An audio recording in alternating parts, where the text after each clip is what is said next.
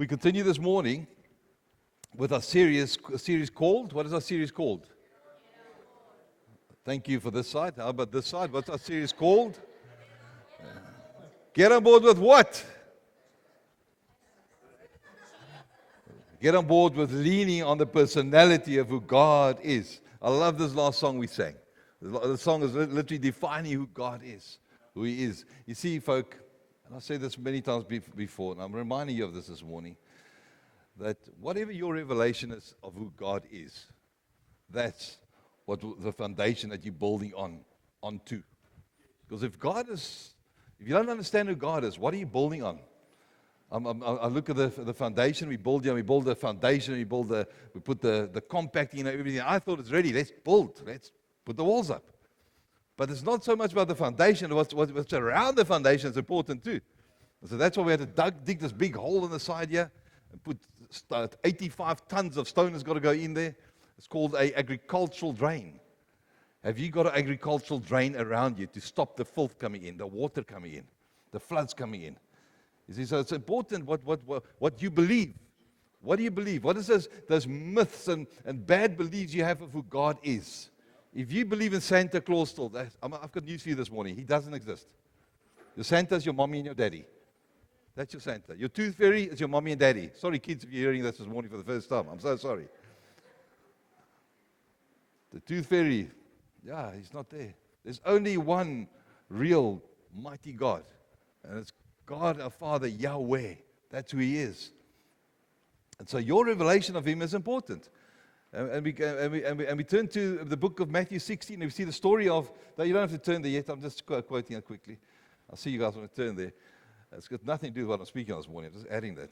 And so Matthew 16, Jesus comes, He says to Simon Peter, says, who do the people say I am? He says, no, they say you're Elisha. They say you're a prophet. You're this and this and that. And He says to Simon Peter, who do you say I am, Simon Peter? And Simon Peter says, you are the Son of the living God. And Jesus turns and says to him, this was not revealed to you by man. This was revealed to you by my Father in heaven. And He says this, He continues saying this, on this rock I will build my church. What does that mean? The revelation that He has of who the Father is, He's building upon that. The church will be built upon that. Your church. Who is the church? We are the church. So whatever your belief structures of who God is so vital because we're building upon that. If you see Him as a Santa or a doctor, that when you're sick and you're only going to go call on Him, or you're in need, you need finances, then we knock on His door, say, Lord, I need a blessing, I need some money. If we're treating Him like that, we don't understand who God is. We don't understand. You see, that's why we're doing this series, so that we can understand more of who He is, His personalities, and there's many. We've already covered a few, and so we're going to continue covering this. I think it's endless. It's actually endless, His personality, because they keep on growing and growing and growing.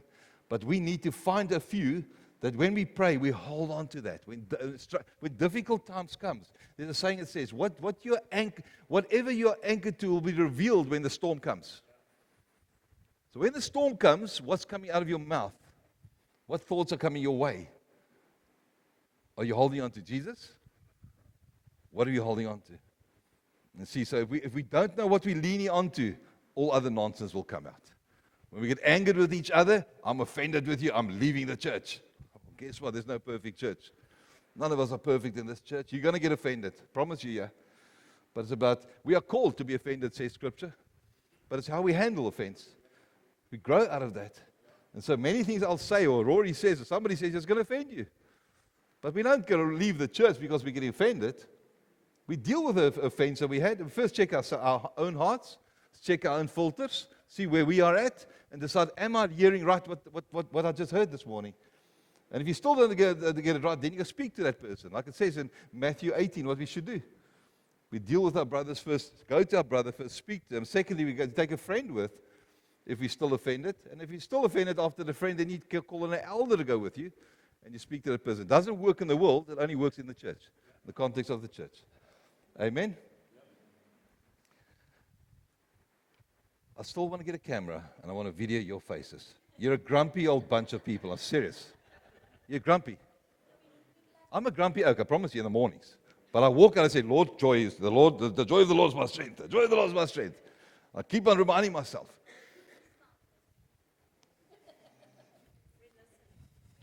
Let's listen with our teeth. Let's listen like that. But thank you, Father. Lord, bring joy into people's hearts here this morning. Fill them with your joy, Father. Because your joy is good, Lord. You are joy. We are your beings, Lord. So I pray that any individual that's feeling angry this morning or awkward this morning, Lord, that you bring joy in their hearts right now. So this morning I want to speak on something many of us struggle with. Many of us struggle with this. So I want you just for a moment, just close your eyes. All of you just close your eyes. Just close your eyes. I want you to think about that person, that one person that really irritates you. Just think about that person. Just right now. That one that offends you. When he walks close to you, you just get irked. He just puts you on a path that's, there's that person that you say, I will forgive you, but I won't forget you, what you've done. That person I'm talking about. Just think about that person for a moment. Okay, now open your eyes. You thought about it before you fall asleep? You see, it's amazing how brothers and sisters in the church struggle to have mercy on one another. It's amazing.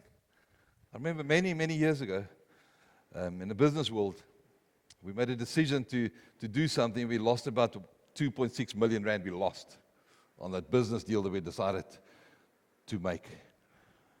And I was the MD of the company at that stage, and who had to take the flak? I had to. But all my directors all came, and shareholders came, and they said, it's fine, that's a risk we took, and we all stand behind you, 100%. No judgment. A few weeks later, there was a church pastor that had used 100,000 rand in an investment for the church, but the investment went sour. And he was condemned by the church, chased out of the church. You wasted our money. The church couldn't have mercy on the pastor who made a decision to invest, and yet it went sour. But it wasn't his fault. You see, the church exists not to condemn and to point finger. The church could exist to restore us back to the way that God wants us to be. That's what the church exists for. And so you and I should learn to walk in mercy all the time. All the time, be in mercy. You see, the Oxford Dictionary defines mercy as this: compassion or forgiveness, showing towards someone whom it is within one's power to punish or harm. It's showing mercy to somebody that you have the power to punish or harm them. That is mercy. Mercy means being patient with people's quirks. Mercy means helping anyone around you who is hurting, who is suffering. We don't gloat because somebody else is suffering. Oh, he deserves it. He's always been wealthy. It's about time he suffers a little bit. No, we don't. We don't do that. Mercy means giving people a second chance, a third chance, a fourth chance, a fifth chance, 7 times.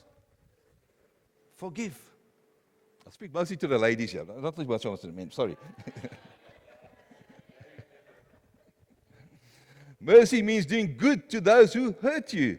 You see, mercy is giving people what they need, not what they deserve. That's mercy. In a nutshell, mercy is giving people what they need, not what they deserve. Mercy means being kind to those who offend you, like I spoke earlier. You see, we've got to be more interested in winning people to Christ than in winning the argument. Husbands, I'm talking to you now. Leave the argument alone. Let her win. It's fine. Let her win. It's cool. Humble. We're humble servants of the Lord.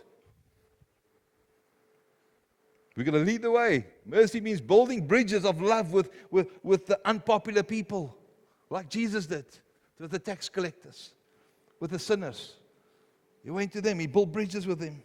Mercy means valuing relationships over rules. Over rules. Choose love over law. Choose love. Showing mercy doesn't always come naturally, folk, especially with us. It's very difficult because we are mere human beings. It's all Adam and Eve's fault. But yeah, Adam and Eve's fault that we are sinners. That's all started there. But Jesus came and He changed that all for us. He changed it all for us once and for all. Changed it all. So the title I want to speak on this morning, is called God is merciful. God is merciful. So mercy is who God is. God is mercy. That's who He is. Folk, if He wasn't mercy, I don't think we would be around. I doubt we would be around. His anger that He had towards the Israelites at times. The anger He had. Remember, if you remember the story of between Moses, Israelites, and God, and once after they built that golden calf, what did God say to Moses? He says, you go on. There's the promised land, but I'm not going with you. I'll bless you, but my presence will not go with you. Amazing. I never ever want to move with God's blessing without His presence. I want His presence with me all the time. That's what you and I should desire, His presence wherever we go. So showing mercy doesn't always come easy, but it's a choice that you and I need to make. We need to make a choice to be merciful. Where does it start? With your girlfriend or your boyfriend, and then your wife, and then your husband, then your children, to have mercy towards them. We had an incident last night at my home. A little youngster decided to pull a cuckoo clock that I bought many, many years ago.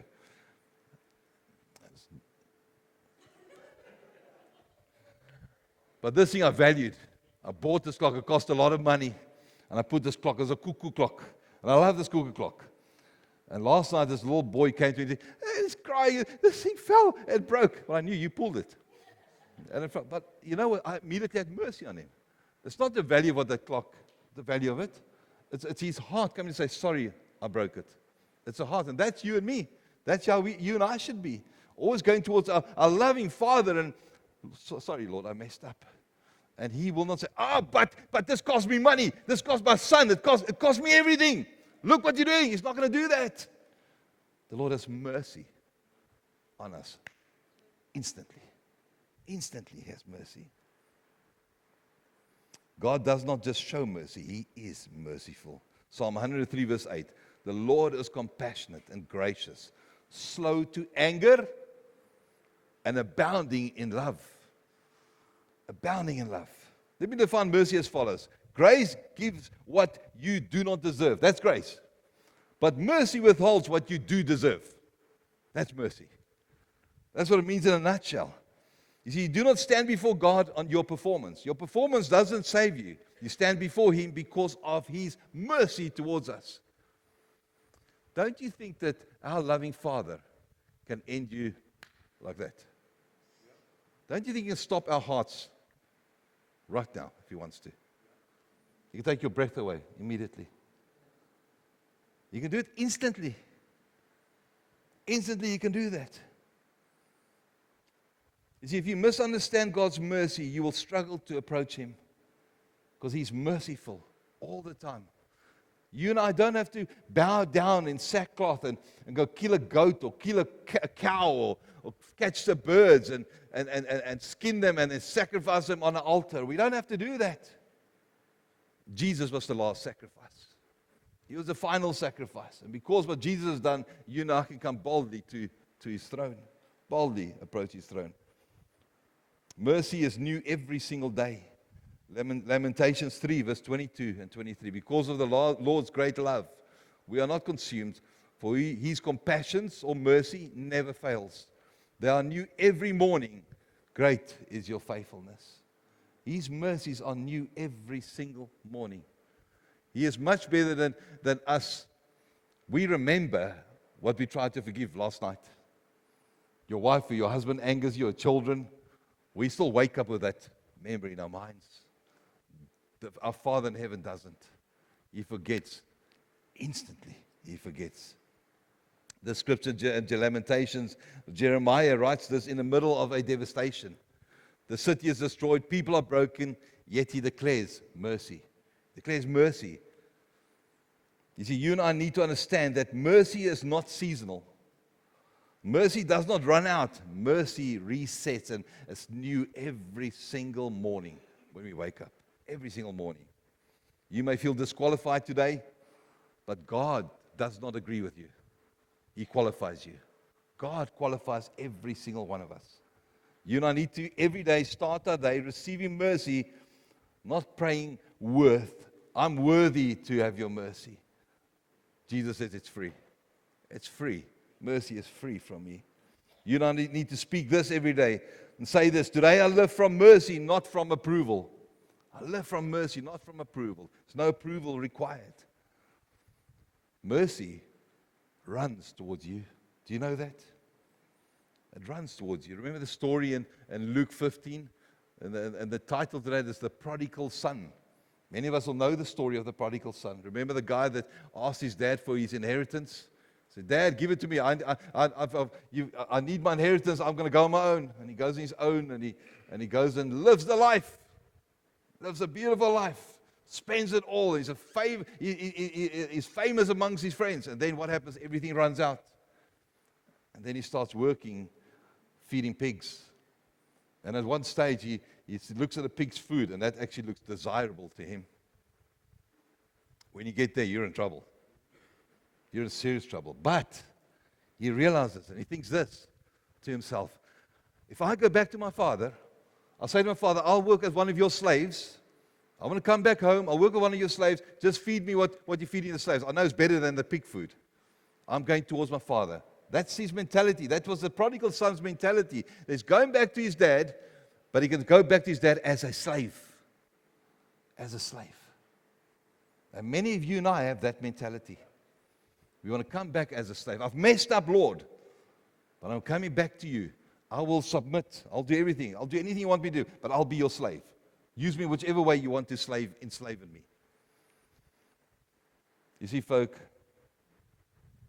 that story should be called, not the prodigal son, but it should be called the heart of the Father. Well, that's what the story is all about. You see, you and I need to understand that God is always pursuing us, even when we least deserve it. Even though you are the worst of the worst, you can be a murderer. You can do the worst thing people can fathom. But He is still after your heart. He'll still chase you. Still chase you. Saturday, we were in the church in Walvis Bay in Namibia. And the guy came in from the street. And I went and shook his hand. And I asked him, "Where you live from Walvis Bay?" "Yes, he's from there." What work did he do? He said, No, I was just released from prison. So what did you do in prison? I murdered somebody. Well, just released after 25 years serving jail. You know what my heart thought immediately? Shucks, we better be careful here. He's going to kill somebody here. Immediately. Here's a murderer, and he walks in. And immediately I thought, I've got to receive this as a brother. He's come in this place. I can't judge him. He's honest. At least he tells me honestly where he's just come from jail. Murdered somebody and sat there for 25 years. But his first place he came to was a church. And he walked out of jail. And the church there loved on this man. It changed his whole heart. You see, God chases us all the time, like He chased that murderer. And he eventually came to church. You see, that's the main characteristic. It's a hallmark of His mercy, chasing us all the time. You see, all of us have sinned and we all fall short of God's standards, which always creates a barrier between us and our perfect Holy Father. But in God's mercy, He sent Jesus to take that punishment. What is that punishment that you and I deserved? We deserved to die. And Jesus, the Son of God, took it all upon Himself. And so God's mercy means we don't get what we deserve. We should be dead. But God stood in the gap. He sent His Son to stand in our gap and show mercy upon us. The son, what does he do? The prodigal son, he rebels. The son wastes everything, but the son returns with a speech in mind. I will be your servant, Dad. But what does the father do? He interrupts the son's speech. Interrupts his speech. The father, what does he do? He runs to his son. What does that mean? He was running to his son. It doesn't mean just running. What was the father doing? He was looking out. He was waiting on the son. Waiting on him. Standing every day from his place, home, standing on the mountain, looking. There's my son coming back, looking for his son. Which way? Where will he come from? He was waiting for his son's return. Then the father takes his dress and he tucks it in and he rolls it up in between his legs and he runs with it. You see, in that culture, it was unworthy, uncommon to run. It was frowned upon. Because you've got a dress on, ladies, like if you had to run. Those men had those dresses on. So it wasn't good to run. Men just didn't run. But this is intentional what the Father did. You see, Jesus shows us the heart of the Father. He shows us His heart. Irrelevant if this is not popular for what I'm doing today, I'm tucking my cloak in and I'm running. I don't give a continental what you think about me. I'm running towards my Son. I'm waited for Him. You see, in this story we see the Father saw Him from far off, meaning He was waiting, like I said, on His Son. The Father ran first. He didn't wait for the Son to run towards Him. The Father was running towards the Son. The Father restored before the Son could even earn anything. The Father restored His Son. You see, this is mercy in action, folk. This is mercy in action. Mercy moves first. Moves first. We move first. Mercy restores identity. And mercy removes shame. Just removes that from us. What did the Son expect? He expected punishment. He expected his dad to throw him down and be a slave in the house. He expected that. Instead, he received an embrace from his father. His father waiting for him to come. His father restored him, gave him sandals, gave him a signet ring, gave him a new robe. He reinstated him, restored his son immediately. That's what a father does for you and for me when we run back towards him, when we go towards him, and when we just turn towards him. As we turn to him, God runs to us. He runs to us because he's after our hearts. That's what he's after. His mercy prevails. Many of us here this morning, a few, are still rehearsing a speech to the Lord. When we pray, we're trying to still convince him that I'm saved. We're trying to convince him that I'm following him. But I want to say to you, God has already interrupted. He's already intervened on your behalf. He's already placed a ring upon your fingers. He's already given you new sandals. He's already given you a new robe. He's already done it, and yet we're still trying to be a pauper, trying to earn his love. And he says, my son, my daughter, I love you. I care for you so much. Nothing you have to do to earn this. It's yours. And that's what we struggle to grasp. It's freely ours. Freely ours. That's the mercy of the Father. Mercy gives you access to God. Hebrews 4 verse 16. Let us then approach God's throne of grace with confidence so that we may receive mercy. We approach that throne with boldness. You see, again, we don't have to earn anything to get to God. Nothing. You see, the beauty is you and I don't have to go to prayer between 12 and 2 every single day. We don't have to face north or east or west, whichever way they face. We can sit where we are, in the car, at home, wherever, and pray. Wherever we are, we can do that. God is omniscient. He's everywhere. He's around us.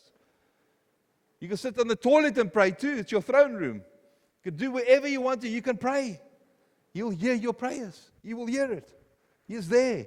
And we can do it boldly. Why can we do it boldly? Because Jesus, when he was on earth, endured everything on our behalf. Everything. He was tempted with sin. And he was the only holy one was able to withstand and not sin at all. He remained holy. You and I do not crawl to God. We don't have to lay down on the floor and crawl to him and say, Lord, I'm so sorry for what I've done. We can come boldly to his throne. Boldly, folk, boldly. Why? Because Jesus made the way for us. He made the way for us. We do not approach the throne of judgment. We approach the throne of grace. That's what we approach. We approach that throne of grace. What does grace stand for? Let me remind you what grace stands for. The word grace says God's riches at Christ's expense. God's riches at Christ's expense. That's what grace stands for. What did you receive at the throne? Mercy for your past. Are you proud of your past? Anybody here proud of their past? We put up our hands and say, yeah, I'm so proud of my past life. You see, it's part of us. We can't forget our past. That's who we are. We came from a past. But there's mercy for your past from the Father. Grace for your present need comes from the Father as well. Grace, lots of grace. How do we lean on this personality of God? How do you and I lean on this? You see, when you fail, don't run away from God. See, so many of us, when we sin, we turn our backs on God. We run away. We are like Adam and Eve. Remember Adam and Eve? Started right at the beginning in the Bible, Genesis. What did they do after they ate of the fruit that they were not supposed to eat of? Their eyes opened. They saw they were naked. And then they hid. Hid from the Lord. They hid from Him. And you and I are exactly the same. When we feel exposed, what do? We hide away from the Lord. We hide. We run away from Him. Well, but what you should do is run towards Him. Run towards Him like the Father did for His Son. How do we lean on the personality of God? We build a daily rhythm of honest prayer with the Father. We pray daily towards Him. Thirdly, stop filtering your prayers to sound spiritual. Stop trying to be holy cannoli. Just pray. Speak to the Father.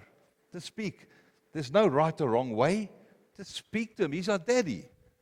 How do you speak to your dad? You just speak to your dad. You don't have to earn anything to speak to Him. We can just go to our Father and speak to Him. You see, God responds to honesty, not to performance.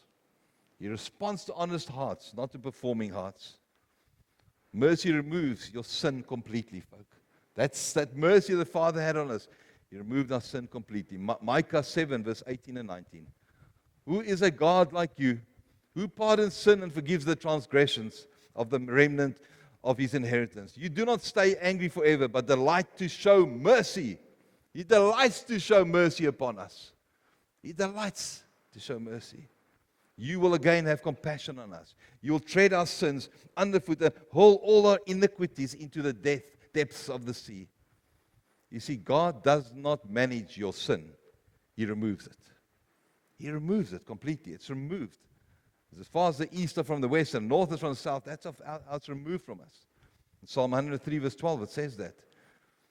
And that distance never meets. It's far away from each other. It never meets one another. See, God doesn't bring up what He has already forgiven. He's not like us. We remind each other of our sins. It's not like us. He forgives. Condemnation is never from God. He does not condemn. Doesn't condemn. Does not. See, if your past keeps speaking louder than God's words, something is out of alignment. Your past doesn't define you. Your destiny defines you. Where you're going to. That's what defines us. Amen? You and I need to replace guilt cycles with truth declarations. With truth declarations. Write down forgiven areas and thank God for mercy that's given towards you. Thank Him every single day. See, you cannot receive mercy but remain harsh. We can't be harsh towards our employees or to our friends, but we want mercy. When I need it, I need mercy. See, we need to show mercy to receive mercy. Matthew 5 verse 7, blessed are the merciful, for they will be shown mercy. They will be shown mercy. If you've received mercy, you forgive quicker, you judge less, and you restore people. You see, church culture must reflect God's nature. Our culture should be mercy, mercy, mercy the whole time towards one another. The whole time we need to walk in that. In closing this morning, I want you to ask yourself this question. Where am I withholding mercy from others? Where am I withholding mercy from others? Let's close our eyes together. You will know we are withholding mercy. Who have you been angry with lately? Who have you had a fight with lately? What angered you lately?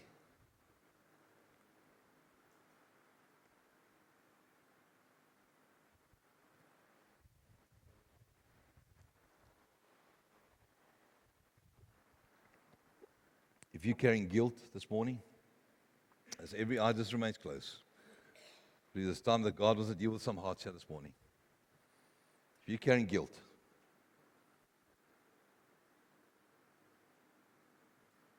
carrying guilt in your heart of something that's happened many years ago, and it eats at you. It eats at you. You've never asked that person for forgiveness, or if you've never forgiven him, you've never been able to speak to that person. Something that angered you, and you've never been able to approach that person and speak to him about it. I want to speak forgiveness over you right now. You are forgiven. But you've got to say to yourself, I am forgiven, and receive it. And go and speak to that person and deal with what's hurting you, what's broken up your relationship. Could be a close one, a close relative, mom, a dad, a sister, brother, cousin, aunt, uncle, a friend that's eating at you. Maybe you're feeling far from God. And say to you, God doesn't move, you've moved. The minute you turn to the Father, guess what? He's going to run towards you with an embrace.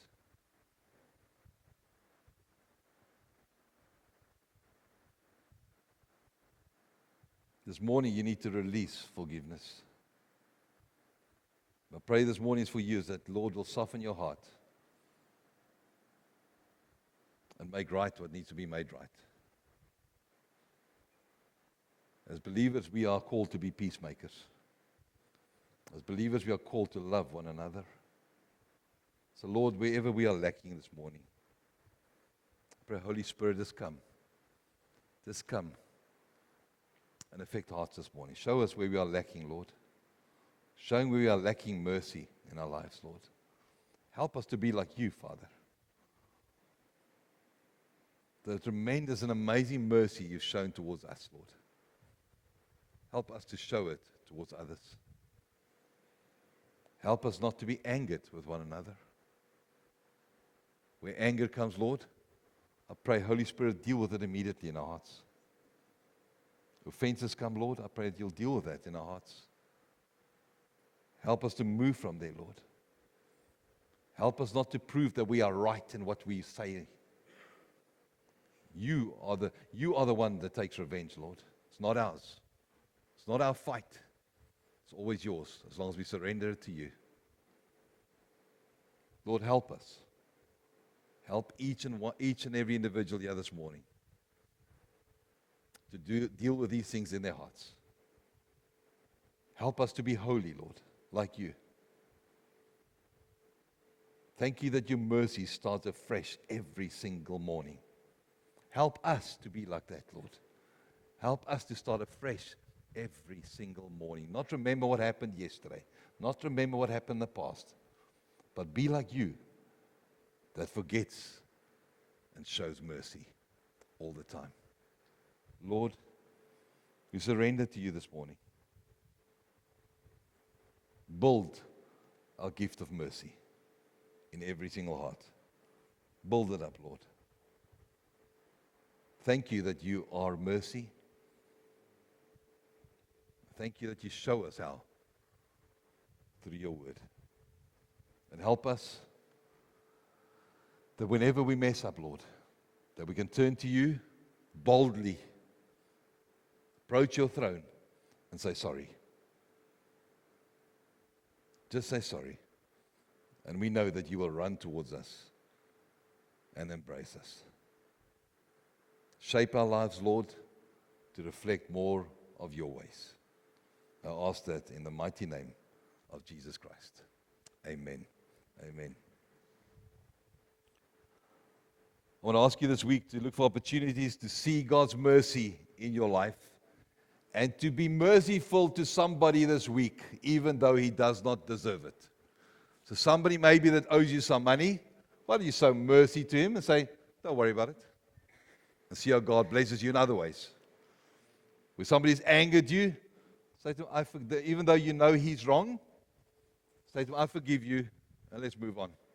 And see how God deals with his heart. It's not for us to fight the fight. He will fight on our behalf. That's called mercy. That's who our God is. Amen. Lord, bless us this morning as we leave this place. Lord, I pray your protection over every individual here this morning. Wherever we might be throughout this week, Lord, that somewhere we'll show mercy to somebody. Help us to reflect your ways, Lord. Even like we heard at our prayer meeting on Wednesday, Lord. To be sun reflectors, showing your ways. But Lord, wherever we go, help us to reflect your Son, Jesus Christ. And help us, protect us from the Satan's schemes. Place a hedge of protection around us wherever we go. I pray you protect our hearts and protect our minds. Lord, bless us, bless our families, and protect us. We ask that in the mighty name of Jesus Christ. Amen. Amen. Bless you all. Have an awesome day. We see you all during the course of the week. Bye-bye, everybody.